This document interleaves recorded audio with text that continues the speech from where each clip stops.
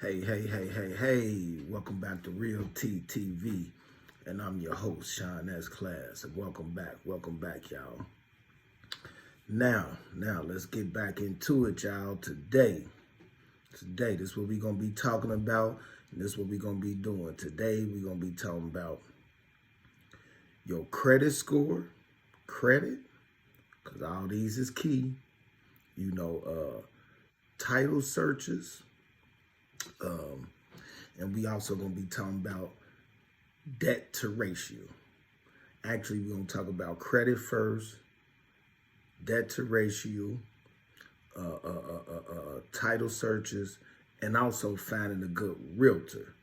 That can help you with your search on property and investment property as well.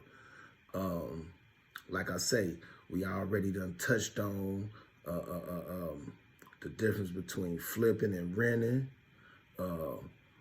what kind of property you looking for as far as single family, what's your target area, where you looking for this type of property at, and what kind of property you looking for as far as your first investment. Now, these is the things we already talked about. Now, what we want to get into is talking about your credit. That's the first thing I want to go into, the credit.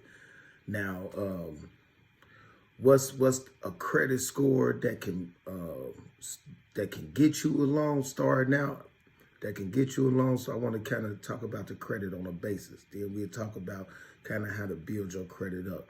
But to go in to try to get any kind of lending, and what they want to at least see your credit score to look like is a 680. That's like the kind of starting point. Some people would tell you like a 660 or just in the sixes. But for real, 680 is kind of the lowest in your credit score. But it ain't hard to get to a 680. And they going to give you some trouble with a 680 trying to get some money or a loan or whatever it is that you're trying to do. But 680, that's kind of like fair. And anything 700 and up is considered good. So, if you, and it's not hard to get your credit where you need to be. Credit is going to be pivotal and important in your process, especially, if you're going to be using other people's money. Like that's some of the things that I do now. I use other people's money now instead of my own, because I'm in a position to use other people's money, as I was telling y'all in the earlier segments, in the earlier content that I was sharing with y'all. Only way you can use other people's money is if you have money. And what that does is it just saves you from having to use your own money, which is key, so that's cool too. So that's what I do now, but starting out for real, to be honest with y'all, you need to save up some money. Like if you working, you getting an income tax check or whatever, try to save your income tax check up for 2 years. Put you up a nest egg, if you start now. Once you obtain your first piece of property, that's going to kind of open up the floodgates door for you. That's going to open up a lot of things for you once you obtain your first one. But right now, I'm trying to help you get to your first one. You know what I'm saying? And once you get to your first one, you don't want to be scrambling around trying to get things in order. So as you go along, the credit thing, that's something you want to start now. Get your credit in order now. Credit is big. Credit is going to help out a lot.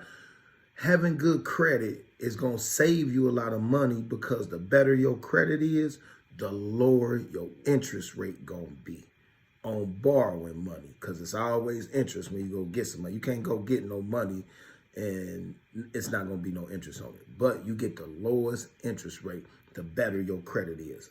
Understand that. So credit is important. Credit helps out a lot, like when I was explaining to y'all about getting a Home Depot card or a Lowe's card, credit card. Because it saves you from having to use your money. If you got X amount of dollars, like say for instance, just starting out, if you can save yourself $20,000 in your account or $15,000 or whatever, just say you got that in a savings, you know, and you got some credit.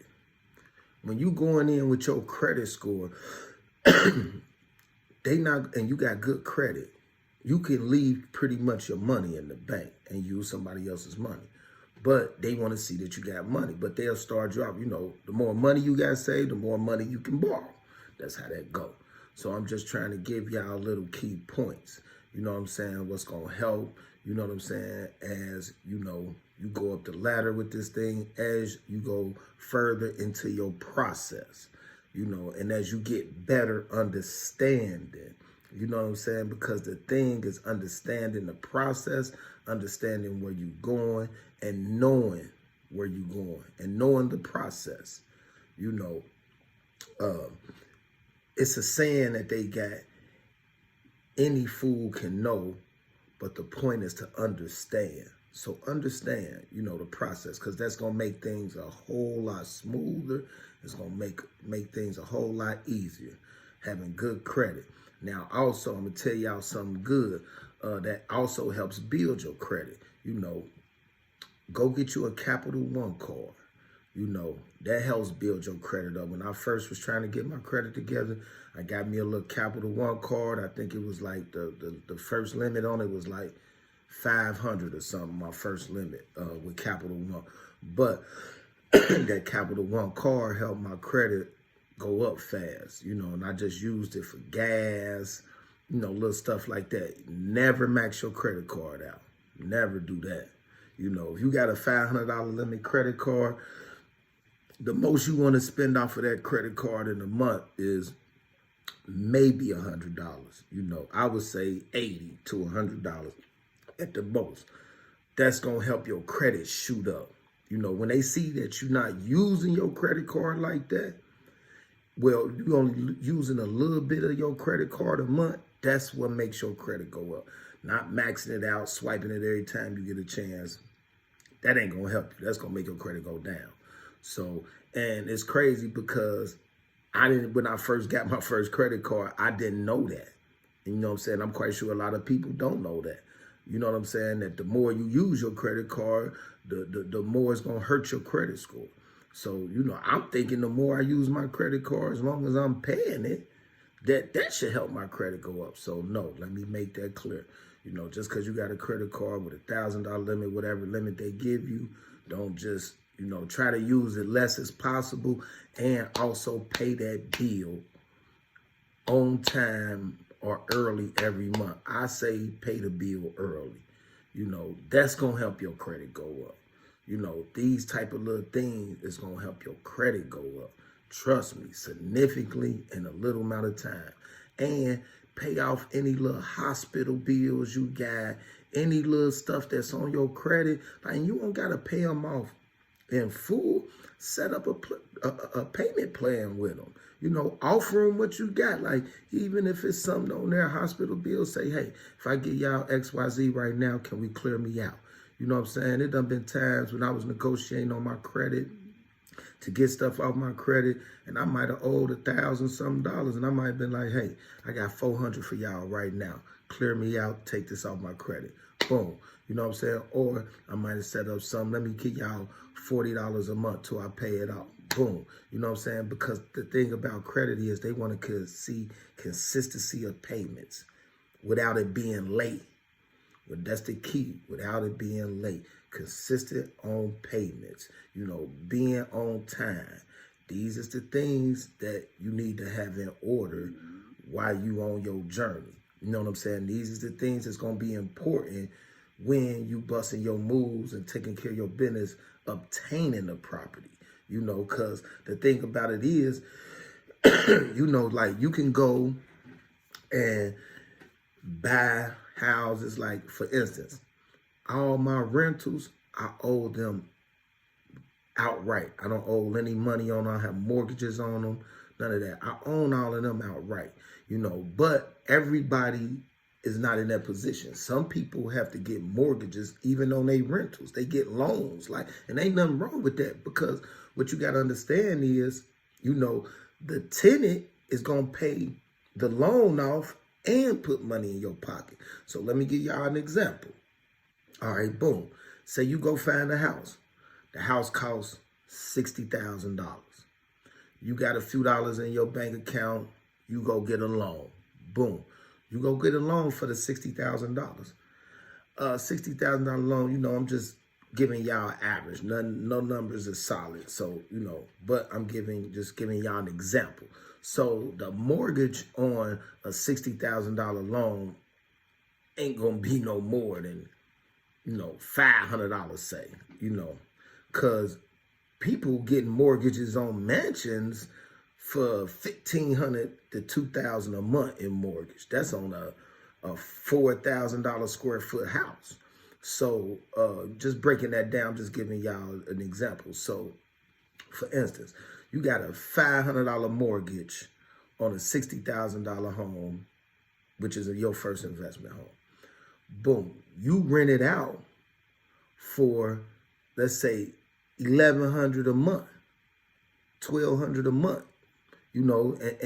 and also too, your first investment property, you want to make it a 3-bedroom or better, because the more bedrooms, the more money you can get. I try to generally I don't buy 2-bedroom houses, and I really don't buy 1-bedroom houses unless it's just a deal I can't pass and I know I could flip it and make some money off of it. Other than that, I don't buy like 1-bedroom houses.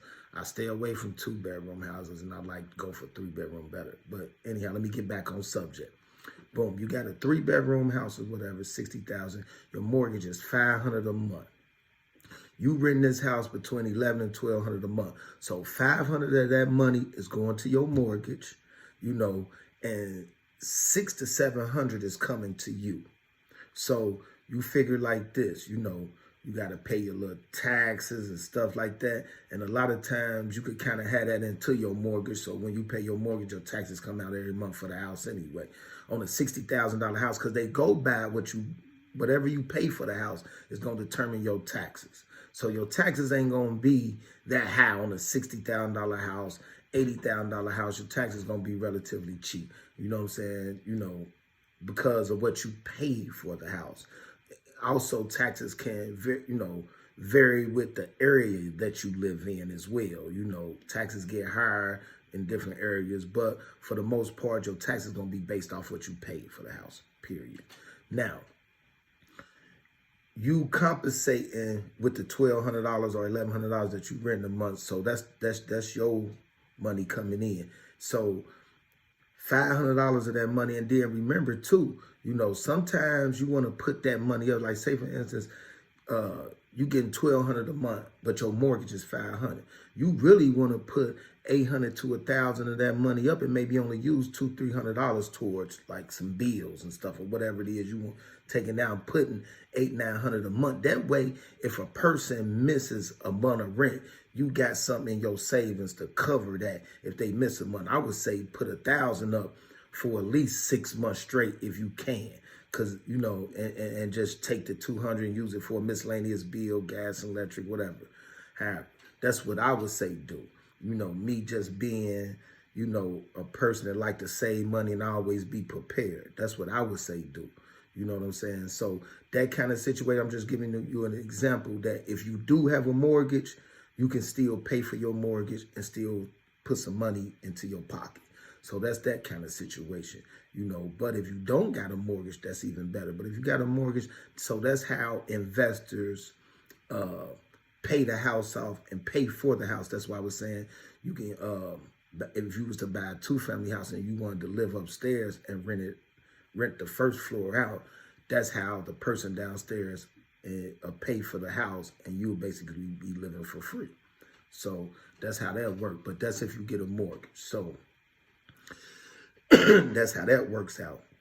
And then, basically you paying your $500 for how many ever years you got the mortgage for, to pay off a $60,000 loan, which that shouldn't take no more than a few years, if that, 4 or 5 years to pay off $60,000. They give you 5 years to pay off for a $60,000 loan for a car. So you figure, you should be able to pay for a $60,000 house off in 2-3 years, if that. So say you can buy a property, get a loan for it, and you will have it paid off in 2-3 years. Now, once you get that house paid off, now it's free and clear. And in 2-3 years, the house that you bought for 60,000, now it's probably worth 100 at least, because it's going to have some type of equity built up in it, because you know what I'm saying, like I told y'all, the cost of living goes up every day. So boom, that's the thing with credit. That's what's going to help you obtain a piece of property. Is one thing is your credit. The next thing to help you with using other people's money and getting lending and trying to get with financial institutions, what they look at is something that's called debt to ratio. Now, what debt to ratio is the money that you make and the money that's going out to the bills that you already got. That's what debt to ratio mean. Debt to ratio mean whatever money that you make every month, the money that you make every month, and the money that's going out. So what financial institutions usually do is they calculate the money that you make every month from your job or whatever it is that you got, and then they look at the bills that's going out. So what they do is debt to ratio is like they don't want your bills to be more than 40% of what you make. So understand that if you trying to go into debt and your debt precedes the 40% of the money that you make, 9 times out of 10, they're going to turn you down for the money that you're trying to obtain. So understand percentages, 40% is all they want you to have tied up of your money every month in order to give you some money. That's what debt to ratio is. That's what they're going to be looking at.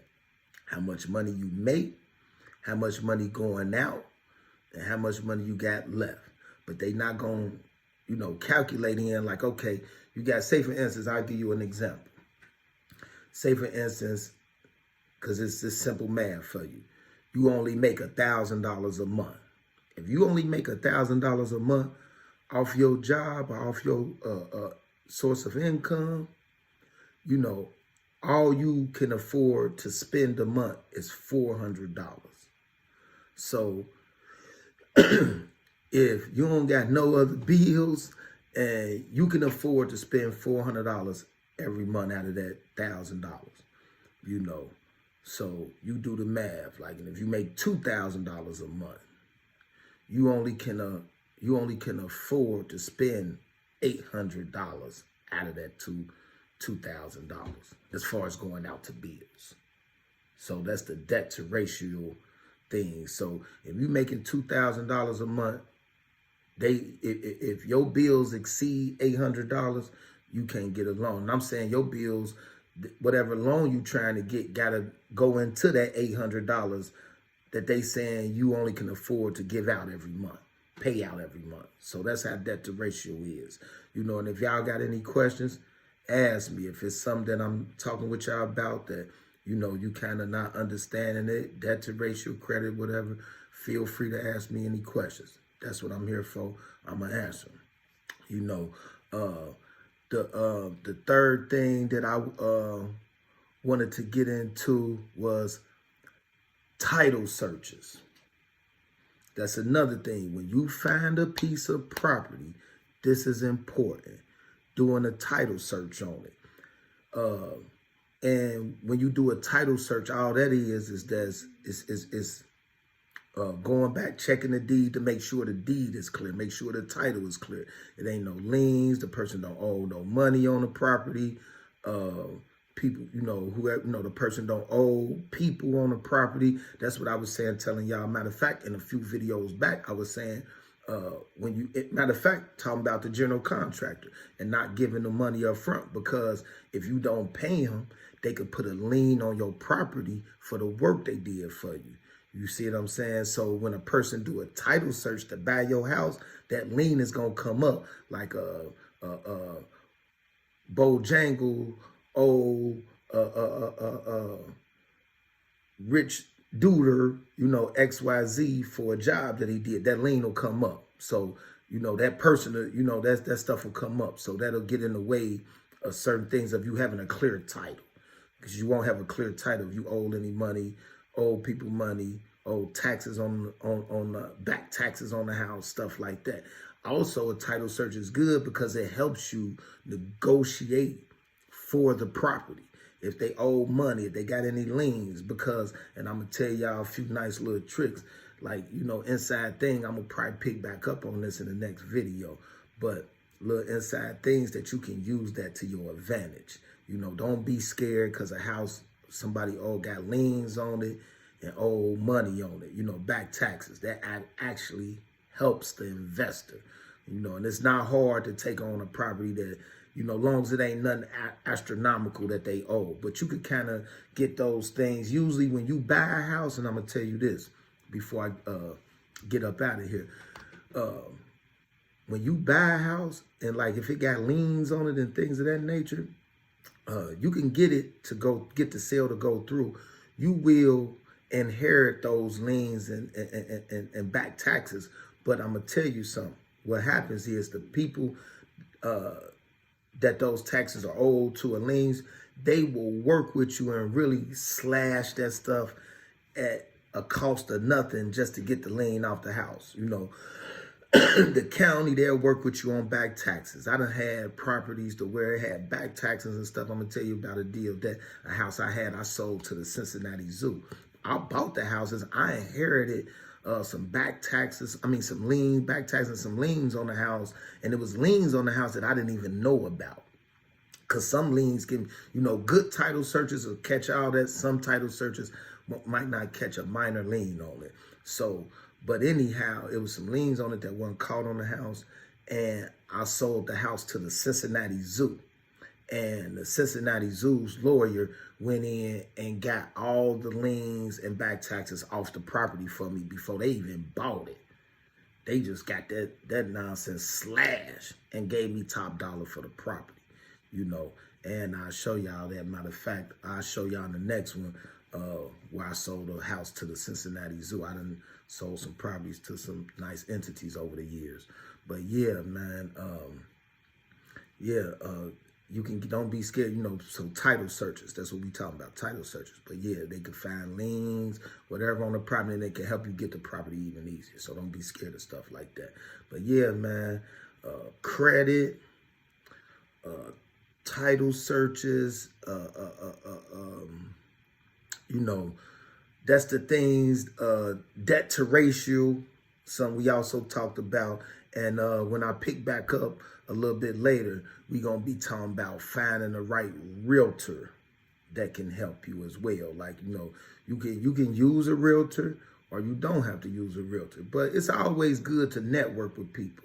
You know, it's strength in numbers. So, you know, don't always think it's just good to do it by yourself and not have this person. Trust me, it's good to bring people in. It's good to get, you know, other people's views, it's good to network. That's called networking. That's good. Don't never be scared to network. And don't be scared to cut other people in. You know what I'm saying? Don't be scared to cut other people in, you know, because something is better than none. Because somebody can help you come in and help you move your product even faster, you know what I'm saying? Or at what you're trying to get up out of it. So, you know, it's a lot of the things, like I say, how everything ties to each other. But when I come back with y'all, we're going to be talking about, you know, focusing on good realtors and what to look for in a good realtor. But I ain't going to hold y'all up. You know, that's what we starting with today. You know what I'm saying? You know, that's what we touching on today as far as, you know, talking about, looking at, going into, you know. So I'm going to get up out of here and remember y'all, you know, subscribe, share, and like, you know. Y'all want to keep this going with me, subscribe, share, and like. Get this out here, you know, so we can keep this going. I keep giving y'all this information. You know, I got over 10 years of just experience in this area, you know. So come on, y'all. You know, let's get these likes up. Let's get these subscribers up, y'all. You know, y'all have a blessed day. Y'all have a wonderful day, you know. And I'm going to tell y'all some, well, I kind of said it to y'all earlier, you know, as far as my quote for the day, you know, any fool can know, but the point is to understand, you know, understand. And when you understand things, you can go further with understanding. So have understanding with things in life. You know what I'm saying? Outside of that, man, like I say, y'all stay blessed. One.